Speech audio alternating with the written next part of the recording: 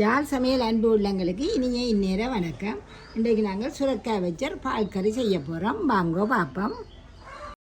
சுரைக்காய், வெங்காயம், பச்சை மிளகாய், தக்காளி பழம், மஞ்சள், முதலாம்பால், உப்பு, வெந்தயம். வாங்கோ இப்படி செய்கிறான்னு பார்ப்போம். சுரைக்காய் பாருங்க, இவ்வளோ மெல்லிய இந்த பிஞ்சான சுரைக்காய் இப்படி கையை வச்சு பார்த்தீங்கன்னா தெரியும். பிஞ்சு இதுக்கு வந்து தோல் ஒன்றுமே சீவ வேண்டாம். தோல் சீவாமல் வெட்டுவோம். அப்படியே சின்ன சின்ன வெட்டுங்க. தோல் சீவே இல்லை, நல்ல பிஞ்சு இது.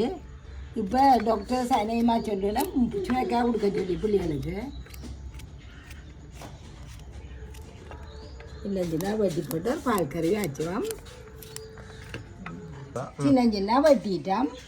இதை அப்படி தாளிக்க ஒன்றுமே வேண்டாம். நாங்கள் பாலும் குறைவாகிட்டு சின்ன ஒரு பால் கறி வைக்க போகிறோம்.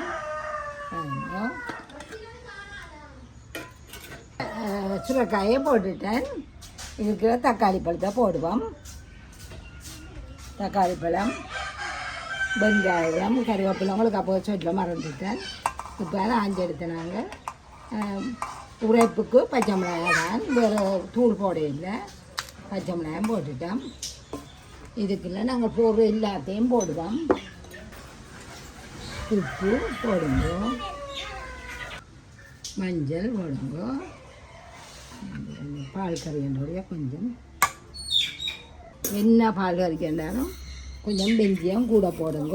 இறக்கிலையும் போடுங்க. இப்போ எல்லாமே இதுக்குள்ள போட்டாச்சு. வேறு ஒன்றுமே இப்போ போடுறது இல்லை. இதை அடுப்பில் வச்சு கொதிக்க விட போடுறேன். தண்ணியும் சொட்டும் விட்டுறாங்க. தானாக தண்ணி விட்டு அவியும்.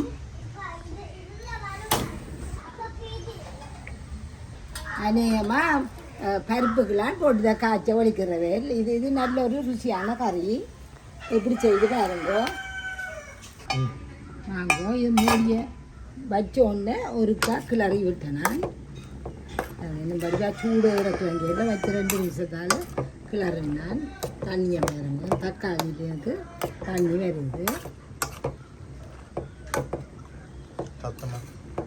அப்படியே மூடி ஒரு நல்லா கிளறி போட்டு மூடி விடுவோம். இந்த இதுக்குள்ள இருக்கிற தண்ணீரையே இந்த காய் அவியும்.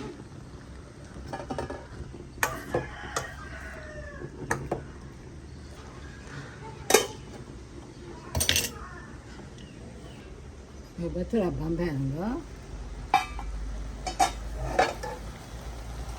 நாங்கள் தண்ணி கப்பி பாலும் விட்டுருந்தா இன்னும் சலசலண்டு வந்திருக்கேன் தண்ணி.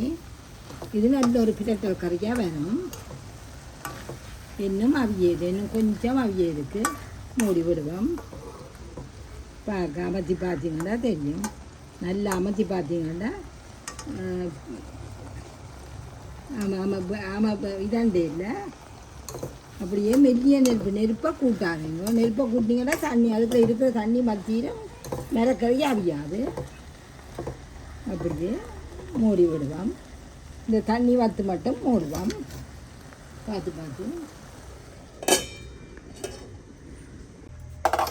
வாங்கோ திறப்போம். இப்போ தண்ணியை பார்த்தீங்கன்னா நல்லா வத்திட்டுது.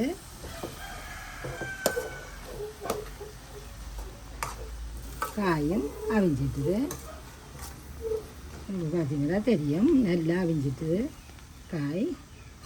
இதுக்கு நாங்கள் கொஞ்சம் பால் விட போகிறோம். கணக்க விட தேவையில்லை. கொஞ்சம் முதலாம்பால் விட்டிங்கன்னா காணும், இவ்வளோ காணும். பிரதி போட்டு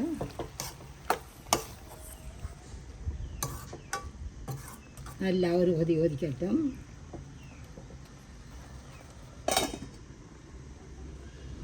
வாங்க கத்திரந்து பால் விட்ட பிறகு கத்திரப்போம். நல்லா பொங்க கொதிச்சுட்டு ஒரு நாங்கள் நிப்பாட்ட போகிறோம். அதுக்குள்ள நல்லா கிளறி போட்டு